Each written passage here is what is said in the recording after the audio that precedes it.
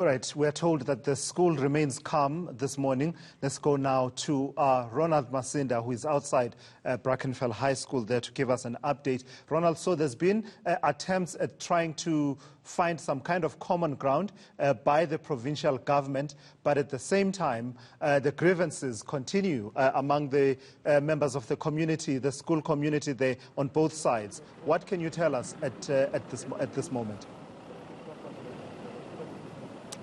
Well, the MEC of Education in the province going on to say earlier on to us that classes won't be halted given the situation that's here on the ground, but we've seen quite a lot of attention. We spoke to several people who oppose the EFF's way of doing things when they arrived here yesterday. And Alan Wind is saying earlier on that the EFF arrived here illegally, that this was not supposed to happen. We're going to get more reaction now from the ANC in the province. I am joined by Kolani Sotashe.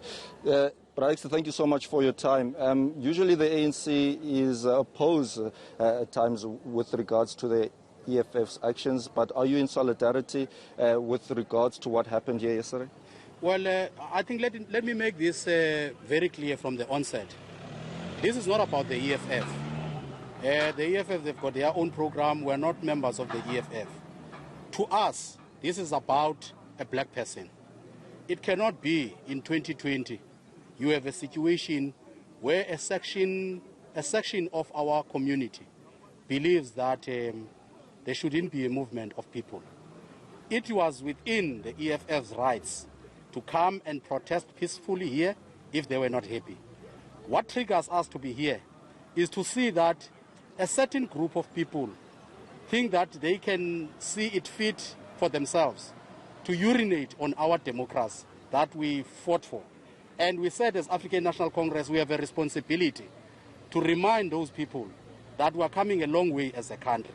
It cannot be correct that all the gains that we've achieved as a country, we just take them to the drain now.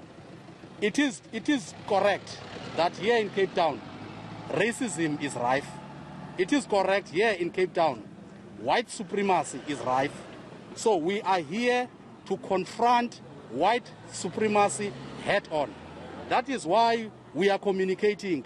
We didn't want to communicate through social media and everything else. We wanted to come here in person so that we communicate the message and it can be received in person. Should the situation here spiral out of control, is this a call for the ANC, the bigger structures, to intervene? Well, I don't anticipate any situation that will come out of control. Only those who can't control themselves, that will exacerbate the situation. Ours here is to say cool heads must prevail. But truth must be told. Truth is revolutionary. There is racism in Cape Town, and it must be defeated. There is white supremacy in Cape Town, it must be defeated. So if people don't want to hear that, it's their problem. We are going to continue to say it as it is. Don't you think, though, your arrival here will exacerbate the issue? No ways. I am not here to provoke anyone. I am here to express the view that I hold as a member of the African National Congress. In fact, the structure that I lead, that is the Dala Oma region, issued a statement yesterday condemning what happened here. So as a leader of the ANC, I have a responsibility. The ANC is governing this country. So when we see something wrong, we must say it is wrong. So we can't live in fear. We can't lead in fear. So people who think that they can intimidate and bully us, they must think again. Right. Mr. Sotashe, thank you so much indeed for your time. Well, Mr. Sotashe saying there earlier to us that he's not here to fuel tensions, but certainly there's been quite a number of heated exchanges between him and a number of parents who have gathered here. We are going to get more reaction now from Cosatu in the province. I'm joined by Melvin de Bruin. Melvin, one of the key issues that was mentioned with regards to the school is the lack of transformation, in that it is a multiracial school. Everyone agrees to that, but there are quite a few black teachers at the school. In fact, since 1994, we're led to believe that there are only 2 teachers taught at the school who are of color. What does the Cosatu say to that? Yes, Cosatu, we are disappointed. We've seen the statement yesterday with regards to the lack of transformation at a particular school, and it's quite correct that since 1994 there's currently only 2 so-called colored teachers are saying that black and colored teachers are not good enough to teach the kids in this particular area, and we are disappointed. We need transformation to the school as a matter of urgency. Of course, the issues at this school are well documented. Is this across the Western Cape, or are there similar situations where we're seeing a lack of teachers of color?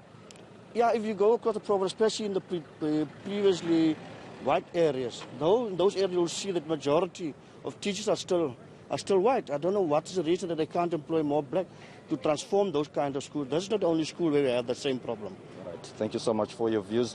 Well, Tulas, we also tried to get quite a number of different voices. The EFF, of course, they are reluctant to speak to us. We are led to believe that they haven't arrived yet and they're not even near this vicinity. We know that the area itself close to the school has been completely cordoned off by private security. That was also a contentious issue as to why will private security be allowed to cordon off a public street area. So there's a lot of hostility, a lot of issues here on the ground. We will be staying here to keep you up to date in the next hour. All right, thank you for that. That's eNCA's Ronald Masinda watching that situation there out at Brackenfell High School in the Western Cape. It's really a strange situation, isn't it? I mean, you would swear that it's not 2020.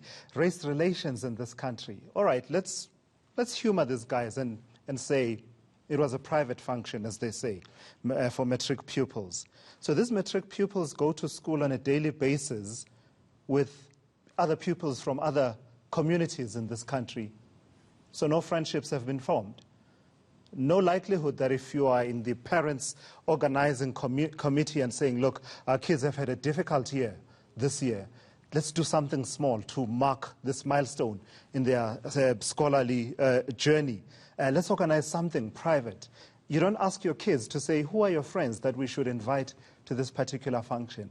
There's something to be talked about there in terms of race relations and how we are building this community and society that we are trying to build. Secondly, the EFF protest yesterday, right?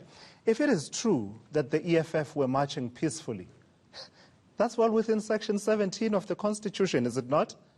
Especially if they were not interrupting any schooling there, there was no violence, they were not armed. I'm not vouching for it, I was not there personally. But if that's the case, what prompted that violence we saw yesterday? What's the reason for it? That's interference with the exercise of rights there, is it not? So a lot to unpack there in that particular situation. And let's not shy away from it. Let's tackle it head on. Some of these situations, vigilantism breeds vigilantism. And it's a race to the bottom, really. It really leads us nowhere as a country and stokes tensions in our country after this journey that we have traversed, and we continue to traverse 26 years into our democracy. So let's make no bones about this particular situation in Brackenfell. Let's tackle the issues as we see them.